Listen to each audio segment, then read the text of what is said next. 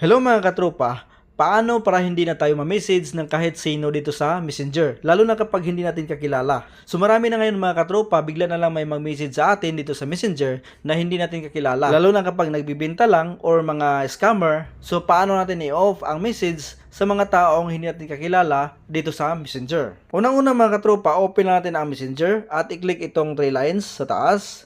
Click itong settings icon. Scroll down, hanapin lang itong Privacy and Safety. Click natin. Scroll down, hanapin lang itong Message Delivery. At dito mga tropa sa Friends of Friends on Facebook, click natin. At dapat dito sa Don't Receive Request. At back natin. Dito naman mga tropa sa Others on Messenger or Facebook, click natin. Dito mga tropa, Don't Receive Request para hindi na tayo ma-message ng kahit sino or hindi natin kakilala dito sa Messenger.